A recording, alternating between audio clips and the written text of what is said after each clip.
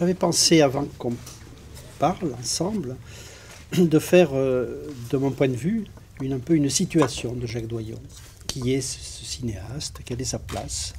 Tu es d'accord ou bien non? Ah oui, si la situation, Non, la situation me fait un peu peur. Mais... Non, ta place. Ah, si. Plus exactement, parce que c'est lié après à ta méthode et tout ça. Ouais. Donc, Jacques Doyon, il fait partie de cette génération bizarre qui sont arrivés 10 ans après la Nouvelle Vague. C'est-à-dire qu'ils n'étaient pas pris par le mouvement de la Nouvelle Vague. Et c'était une génération un peu orpheline qui a donné des auteurs singuliers. Il n'y a pas eu, à cette époque-là, il n'y a plus une génération de cinéastes qui aurait été vraiment... il n'y a eu que des cas.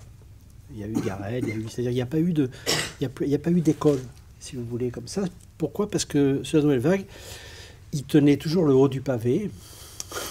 Et c'était très difficile à l'époque de faire école, puisque c'était pas vieux, la Nouvelle Vague. La Nouvelle Vague avait enflammé un peu le monde entier. Donc ils ont été...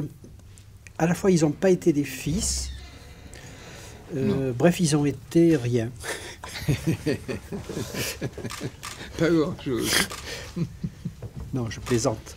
Non, en tout cas, vous étiez isolés les uns des autres et chacun était obligé de trouver son cinéma. Il n'y avait pas de valeur commune entre toi, Téchiné, Garel. Oui, il y a quand même un truc qui est, il me semble, ce que nous a laissé la Nouvelle Vague. La seule brèche qui nous est vraiment laissée, c'est le travail avec les acteurs. Je ne suis pas certain qu'ils aient poussé très très très loin ce travail-là.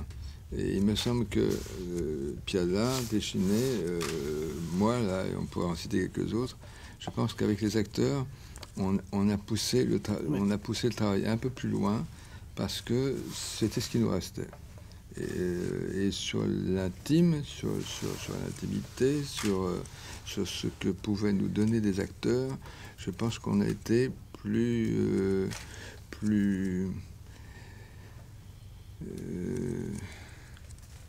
on a demandé plus. Et je crois que c'est vrai de Piala, c'est vrai de Téchiné, c'est vrai de moi, et c'est vrai d'une partie des autres. De Garel. De Garel aussi, oui. Ouais. Et d'Eustache en partie, sans aucun doute. Oui. Qui, alors, lui, est entre la Nouvelle Vague mais là, je pense que c'est... Alors, est-ce qu'on a foncé là-dessus, là-dedans plutôt, parce que c'était... il y avait une place à prendre, parce qu'il y avait encore voilà, du travail à faire, ou est-ce que... Et on voyait bien que dans certains films de Chabrol, de Truffaut, etc., que c'était insuffisant, je le dis en toute vanité, ou est-ce que c'est naturellement on y serait allé, je n'en sais foutre rien. Parce que la Nouvelle Vague, par rapport aux acteurs, finalement, ils ont fait un geste fort. Ils ont refusé tous les acteurs d'avant et ils ont créé une famille à eux, qui leur ressemblait un peu. Mais du coup, comme ils leur ressemblaient, il n'y avait pas beaucoup de travail. Les acteurs jouaient ce qu'ils étaient, un peu. Puis c'était aussi un des principes de la Nouvelle Vague. C'était un principe de Godard de dire, les acteurs, je leur demande juste, en gros, d'être eux-mêmes dans mon personnage. C'est-à-dire, ils ne croyaient même pas au personnage. Mais c'est vrai que ce que tu dis, c'est que le rapport aux acteurs était un peu paresseux au moment de la Nouvelle Vague. Mais parce qu'ils étaient en famille. C'est-à-dire qu'ils se connaissaient tous, ils se passaient les acteurs les uns les autres. Et du coup, ça n'incitait pas à faire plus, à faire ce que Piala a fait, ou ce que tu as fait. Enfin, après, en s'attaquant très fort à la question de l'acteur. Enfin, et sans être du tout dans la vieille idée de la direction d'acteur. C'est-à-dire, vous avez inventé, alors là, pour le coup, aussi bien toi que cette génération-là, vous avez inventé un autre rapport à l'acteur. Et pour arracher autre chose à l'acteur, qui était moins lisse, que ce qu'avait fait avant la nouvelle vague. Oui. Oui, on appelle ça exigence. On était extrêmement exigeants avec les acteurs parce qu'on voulait certainement obtenir... enfin, il me semble que dans beaucoup de films de la Nouvelle Vague, pour ne parler que de ça, hein, parce que pour le reste, ils sont extrêmement glorieux, sans aucun doute, mais il me semble que... Enfin, de trop parler toute la journée, je balbutie. Il me semble quoi, d'ailleurs? Qu'est-ce que je voulais dire?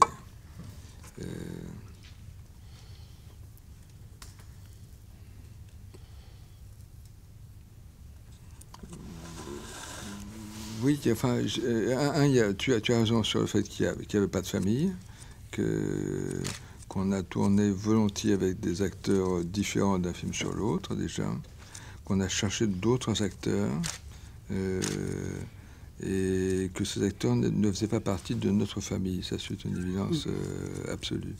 Ils faisaient partie de notre famille dans le temps du film, mais ce n'était pas une famille, ça, du tout. Et je ne sais pas, ça reviendra, mais je ne sais pas ce que je voulais dire. Pardon. Donc si je continue un peu sur oui. Cette génération qui n'en est pas une au sens de communauté, vous aviez chacun vous aviez une morale commune, mais c'est tout, enfin si j'ose dire, par rapport à vos films, enfin à votre façon de faire des films.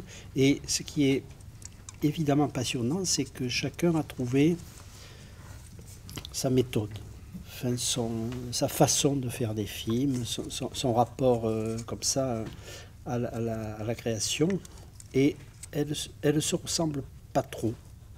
Le côté, par exemple, violent, recherche de la crise permanente de Piala, ça ne te ressemble pas du tout.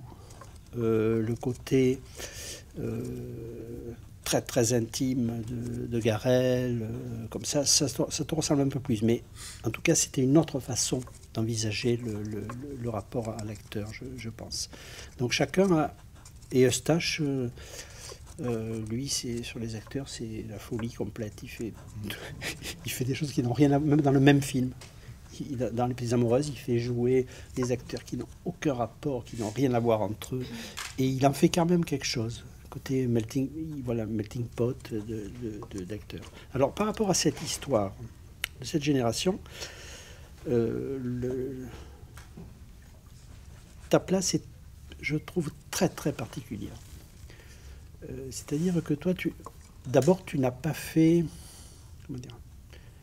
Tu as été toujours sur une position de refus des normes économiques, des normes, en tout cas des normes dans la façon de faire un film. C'est-à-dire que tu as toujours tenu à faire les films comme toi tu voulais, tu sentais que tu devais les faire. Et évidemment, tu as joué un rôle étrange dans le cinéma français grâce à ça ou à cause de ça. C'est-à-dire que quand tu fais un film, ça montre au cinéma français ce qui ne va pas dans le cinéma français. Sur la normalisation, et aujourd'hui ça ne s'arrange pas. Ceci, c'est-à-dire que alors qu'à un moment, les cinéastes français ont été sages, et ce qui est terrible pour les cinéastes de devenir sages, et ils se sont dit, bon, mais qu'est-ce qu'on peut faire? Toi, tu t'es jamais dit qu'est-ce qu'on peut faire, tu t'es dit qu'est-ce que je fais, et même si je peux pas. C'est-à-dire, tu es jamais rentré, je connais aucun film de toi, tu serais rentré dans des calculs de normes, de sortie de film, normes de tout, quoi, de tournage, de scénario. C'est-à-dire que ta façon à la fois de faire des films, tu l'as tenue tout le temps. Après, on va revenir aux enfants, peut-être par ce biais-là. Et évidemment, pour toi, ça a été très inconfortable, je pense, d'être à cette place-là, de celui qui qui refuse, pas qui refuse, qui ne fait que les films qui pensent à la façon dont il pense que tu dois les faire. Les autres moins, enfin les autres, je parle de disons, des 15 dernières années. Évidemment, c'est inconfortable, parce que, et même par rapport à la critique. C'est-à-dire que la critique, quand tu fais un film, chaque fois c'est un ovni. Et aujourd'hui, les temps étant à la paresse intellectuelle, si tu veux, un ovni, on ne prend pas le temps quoi, de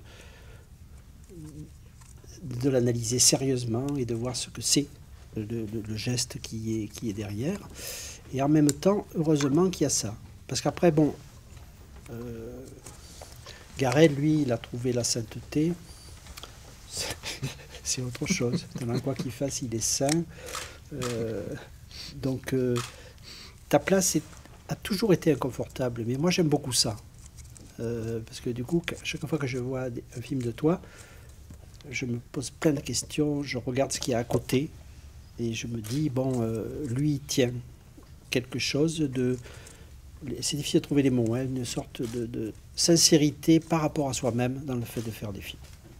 Et voilà, et de les faire même avec peu d'argent, même dans des conditions un peu difficiles. Et alors, ce qui est étrange, c'est que je suis tombé par hasard, je sais pas, il y a quelques semaines, dans un article de Télérama, où on parlait de toi. Et on disait, Jacques Doyon, l'auteur de Peau-Nette. Ça, c'est terrible. C'est-à-dire que Peau-Nette, qui a été un film qui a été rejeté, qui a été mal reçu, qui a été un truc très inconfortable. Maintenant, pour un rédacteur de Télérama, tu es devenu le cinéaste de Peau-Nette. Tu savais ça, que tu étais le cinéaste de Peau-Nette? Non. Parce que c'est toujours important, quand on désigne quelqu'un, quel est le film qu'on désigne de lui. C'était longtemps la drôlesse ou les femmes qui pleurent, ou les doigts dans la tête. Et puis plus récemment, c'était... Pas plus récemment, je ne sais pas, je ne lis pas. C'était certainement, je dirais, Le Petit Criminel, oui. Oui. Vraisemblablement, oui. Et en aucun cas des films récents. Oui. Comme si je n'existais quasiment plus, parce que il me semble que Mes séances de lutte est un des films que j'ai le moins raté, et ce film-là n'existe pas. Voilà. Et peut-être que dans 10 ans, il existera un peu, je ne sais pas, mais en tous les cas, il n'existe pas. Comment tu t'expliques ça à toi? Tu penses que aujourd'hui, le public et la critique sont tellement normés que quelque chose qui est vraiment qui relève de notre façon de faire des films, enfin, ou de penser le cinéma, n'est plus visible? Je ne sais pas, je pense que c'est un... Il y a deux choses. Je n'espérais pas le confort, parce que j'avais le sentiment d'être... venant du 20e arrondissement, venant d'un milieu où le cinéma, où la question de faire du cinéma ne se posait pas du tout, et ne voulant pas absolument faire du cinéma, je ne suis pas certain que... J'étais très ému par les films des autres, mais... je dis des autres, Murnau, Médoguchi, etc., sans être un grand cinéphile, mais il me semblait que j'étais une espèce d'usurpateur. Donc ne pas être accueilli volontiers dans je ne sais quelle famille du cinéma me paraissait la moindre des choses. L'autre chose, c'est que tout à l'heure, ce que je voulais peut-être dire, j'en suis pas certain, parce que la fatigue était un peu forte là ce soir, c'était que j'ai trop vu, et alors peut-être du côté de la nouvelle vague, des textes plutôt bien dits. Et je me suis un peu agacé, que ce soit avec Romer, avec Varda, etc., de metteurs en scène qui étaient contents d'entendre leurs textes. Et ça me... Un texte plutôt joliment dit ça m'a toujours rendu un peu cinglé. Il me semble que le texte était là, mais qu'il fallait chercher en dessous, chercher comment le tripatouiller, comment le renverser, comment le contourner, comment faire que la scène puisse devenir crédible à mes yeux et puisse me donner la chair de poule. Voilà. Alors, c'est ça qui n'a pas changé. C'est que je ne peux pas imaginer de faire un film en me disant cette scène-là qu'on va démarrer, je sais ce qu'elle a dans le ventre. Non, j'en sais rien. C'est pas parce qu'on a les mots qu'on a gagné l'interprétation. L'interprétation, on ne la connaît pas. Et d'un point de vue purement musical, il est clair que Michelangeli jouant Debussy, c'est beaucoup mieux que Tartampion. Voilà. Alors, Debussy, ça ne me dit rien. Si c'est par Tartampion, et bon. Donc, je savais bien que ces mots, ces notes, ça ne suffisait pas. Et que je pouvais, avec les mêmes notes, rater tout à fait la scène, et qu'avec ces mêmes notes, avec un peu de chance et beaucoup de travail, peut-être que voilà que la lumière allait venir. Voilà. Donc c'est presque pas une méthode, c'est une impossibilité d'entendre un peu joliment un texte. Et quand j'entendais un peu joliment au bout de 6 prises, 7-8 prises, je me disais, mais qu'est-ce qu'on s'emmerde, qu'est-ce que c'est emmerdant, qu'est-ce que je n'y arrive pas avec cette putain de scène. Voilà. Il va falloir l'entailler, il faut une césarienne, là. Il faut faire quelque chose. La scène, il faut la sortir du ventre d'eux. Mais telle qu'elle est là, si c'est juste pour entendre ces putains de mots qui expriment la jalousie avec un peu de... je ne m'intéresse pas. Voilà. Je ne sais pas si je réponds à tes questions. Non, oui, tout à fait. Non. Puis c'est une des bonnes façons d'entrer dans la question de l'acteur, ce que tu dis là. C'est vrai que la nouvelle vague, c'était des littéraires. Oui.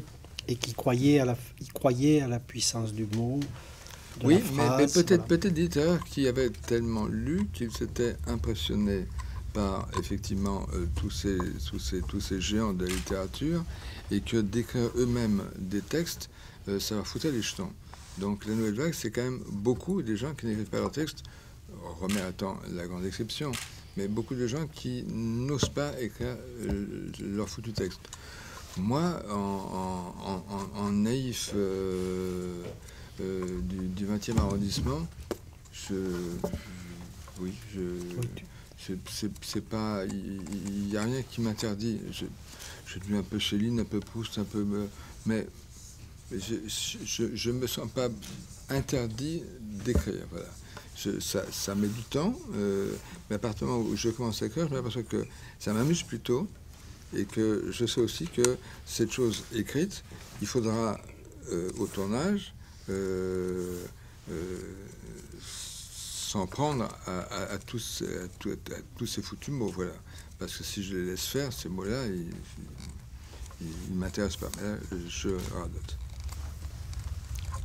Alors, est-ce que ça, c'est la raison principale du fait que tu fais beaucoup de prises en général sur les films? Est-ce que c'est pour que justement les mots deviennent...